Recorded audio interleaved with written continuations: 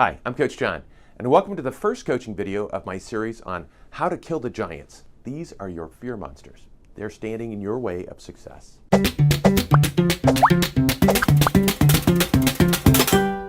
And in this series, the giants we're going to address are the most common enemies that most of us have to do battle with. Now keep in mind that just because you may not be dealing with all the giants that we're going to cover at some point in your life, especially if you're about to step out in faith to create something special, they will undoubtedly come into your life to try and discourage and destroy your destiny. Also, you may be dealing with a certain giant that we aren't going to cover. In that case, I suggest you schedule a free one-on-one session with me so we can put our heads together and come up with a plan to kill it. Deal? Okay, so let's dive into the battle plan for killing the first giant. This giant you know all too well. In fact, this giant has appeared from your earliest school years to probably even today at some point. This giant raises his sword to cut down every idea and intention you have that excites you. And there's almost never a time that he doesn't show up. The giant I'm talking about is the fear of rejection. And the key to this fear is our inherent desire for acceptance. Now, being accepted by others, loved, cared for, and appreciated is an inherent desire in all humans. And this comes right after food, clothing, shelter, and security in our hierarchy of needs. And the reality is that most of us have the basic needs met, and therefore we wrestle with this one more consistently than any of the others. Now, while I was doing research, I originally addressed this giant as the fear of failure, but further thought and meditation, well, I realized that most people don't suffer from fear of failure. In fact, the fear of failure isn't even a giant, and if you've been naming the fear of failure as one of your giants, you might have been targeting the wrong enemy. So let me explain. You see, if you truly feared failure, you would have major emotional disturbances every time you didn't win or if you weren't successful at something. And the statistics show us that almost everything most of us do, we perform right at the middle level between good and terrible. So, if when we do most things, we aren't the best at it, we wouldn't even try if the fear of failure truly was your giant. That make sense? Now, the fear of rejection, that is an ugly and big giant. The fear of rejection will keep you from going up and asking out the woman or the man that you like. It'll keep you from asking for a raise. It'll keep you from speaking up against something you feel strongly about. And it'll keep you from doing the things in your business that would actually lead to great success. Great success, income, and impact. So let me give you a real life example. A friend of mine who's in the commercial insurance sales business has a lofty goal of being recognized as the top agent in his area. And after helping him figure out how many businesses he has to contact, he was set. He's excited to do whatever it takes to meet his goal. And at first, the thought and plan of walking into a couple hundred businesses a week and pitching his unique proposition sounded great. He was even excited for the challenge. That is, until he was parked right outside the first business of the day. And this friend of mine, he shared that as soon as he was sitting in his car right outside of the business he planned to visit, this overwhelming fear of being rejected came over him. And instead of just walking in and asking for the owner, he sat in his car. And he thought of every reason the business wouldn't need his services and why they wouldn't even be interested in talking to him to learn more. He even went through every imaginary scenario of the receptionist and the gatekeepers rolling their eyes when they saw him and then the owner telling him not to waste their time. And so instead of overcoming his fear of rejection and sticking to the plan, he would drive off and go to the next one, thinking he'd have more confidence there. And he had a lot more confidence during the car drive there. But again, until he was right in front of the business. And then the whole mental battle with this giant would start over again. Now, this is just one example, but I'm willing to bet you've encountered similar scenarios in your own head. How often are you presented with an amazing opportunity that you know would improve your business and life, and then after thinking about it, you end up talking yourself out of it?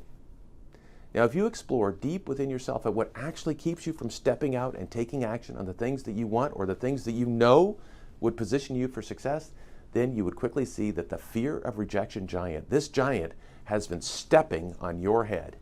But now it's time to stand up, take up your own weapon, and kill it. Are you ready? There are 3 steps to killing the fear of rejection giant. Before we dive into the first step, I need to address something with you, and that is that even after you kill this giant, it has the ability to be born again and grow up into a worse enemy if you give it any space in your life. So you've got to stay on this one all the time. It will grow back. In other words, after you kill this giant, you're going to have to keep it from resurrecting by following the next 3 steps and doing them often. Now, these next 3 steps need to be done as a habitual, weekly practice, and not just when you feel like you need it. What makes this giant killing weapon so effective is consistency and practice. And I probably don't have to tell you that whatever you don't practice means you're going to get worse, even after a short period of time. So commit to making a habit of these 3 steps so you never have to lose to the fear of rejection giant again. It's brutal.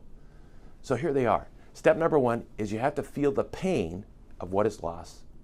You see, when we're about to lose the battle to the fear of rejection giant, it's because the pain of potential rejection, we think it's greater than the pain of what's actually at stake. So in the moment, it seems like it's safer not to ask the girl or the guy out. It seems safer not to ask for more money and stay in your lane. It seems safer not to ask your spouse for what you need, and it seems safer not to make yourself uncomfortable, even though the payoff might be huge.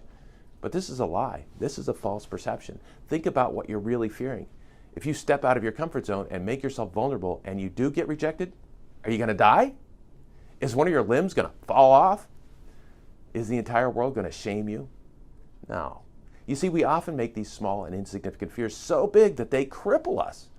But in reality, nothing is lost except maybe a temporary blow to our egos and our feelings. Temporary. So you need to add up the sum of what's at stake if you do stay in your comfort zone and allow this giant to beat you. First of all, you're not going to get what you truly want. That might be a major career shift, improving your business, finding love, or standing up for what's right. And I guarantee you that the negative ripple effect from succumbing to your lack of confidence will be far more destructive than anything that rejection could ever do to you. Did you know that most people fail because they quit? And did you know that most people that reach the highest levels of success only do so because they just keep going past the point of fear, past the point of rejection and boredom and stagnation and poor results? They keep grinding.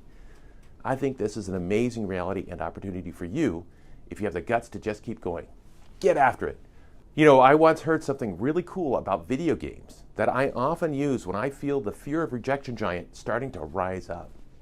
And that's that life should be lived like a video game. You know, even if your character dies, you have another life to try the same level again. And if that one dies, you get another, and you get to try again and again and again. And if you run out of lives, you simply start the game over with all the memory and the experience so that you can do better.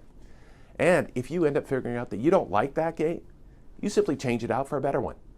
Now imagine how different your life would be if you took this approach. So for step number 1 today, make a list of everything you've let the fear of rejection giant take away from you. Understand the pain, and underneath each of those items, write out how not having done those things has affected your life and how it will continue to affect your life if you don't kill this giant. And get used to thinking about these pains of what you're losing so that you can arm yourself against him. The fear of rejection giant hates boldness. So be bold and be courageous. Step number 2 is to practice. But it's got to be practiced by design. You need to allocate time or it won't happen. You're going to have to force yourself to practice. And you do that by thinking about how you're losing all those different pains and how practice will help you overcome your fear of rejection. You know, I love basketball, and one of the greatest times to have been a Lakers fan living in Southern California was when Kobe and Shaq were winning championships.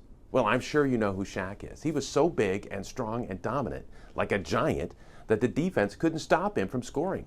He would sit under the rim, his teammates would pass him the ball, he'd jump up and score. So after a few years of Shaq being dominant, the other teams in the league, they began to develop a strategy to keep him from doing what he does best and force him into his weakest area, and that was shooting free throws. And as good as Shaq was inside the paint, as they call it, when it came to making free throws, oh my God, he was horrendous. I mean, his percentage of making free throws was amongst the worst in the league, might have been the bottom. So a well-known defense against him was developed. It was called Hack-a-Shaq, and opponents would take turns fouling him before he had a chance to score. And Shaq would have to go to the free throw line, and he would predictably only make one or zero of the 2 free throws. Can you imagine the advantage that was taken away? His scoring was reduced by 50%. Now, I tell you this story because after a year of being nullified, Shaq had to force himself to practice doing what he was horrendous at, and that was shooting free throws.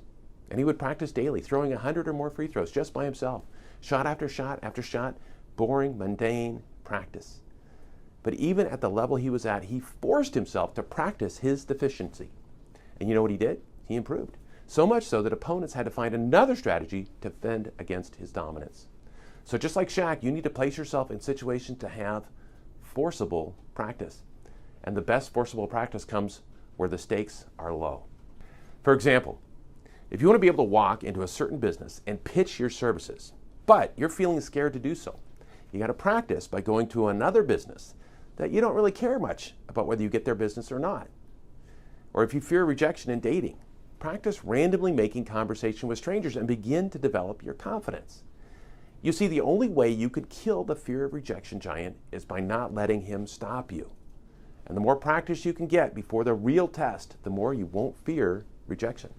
So for step number 2, today, write out how you're going to force yourself to practice getting better.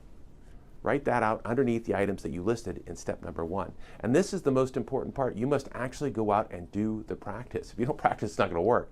Don't just say you're going to do it and lose steam for it. Allocate time on your schedule for practice.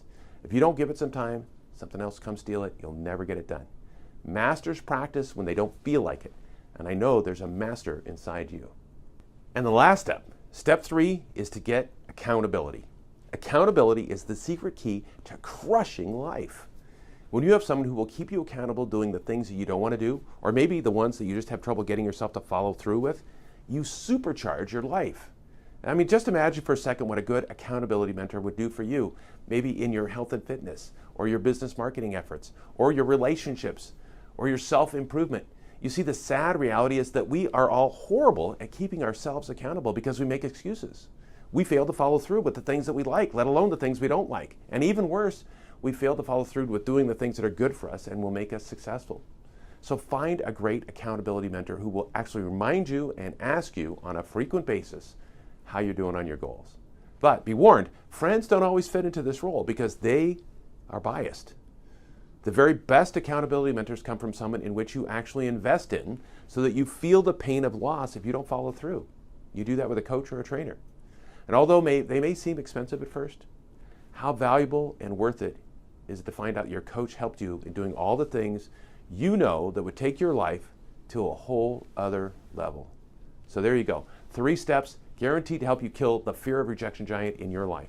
Start today with these strategies and take it serious. Begin to make stepping out of your comfort zone your favorite hobby, and you're going to see a tremendous shift in your business and your life. So thanks for spending this coaching session with me, and I look forward to killing the next giant in next week's session. I'm excited for the growth and development that awaits you over the next few weeks as we journey together through this coaching series. And I hope now that you're beginning to feel hopeful and excited. So be on the lookout next week for the next coaching video where we kill the second giant. Now before you leave, please scroll down and leave a comment. Let me know that you were here and share your thoughts on this new series. When you make the right moves, you win the game. Killing your giants forever is the right move. Have a great day and expect greatness. Cheers to your success.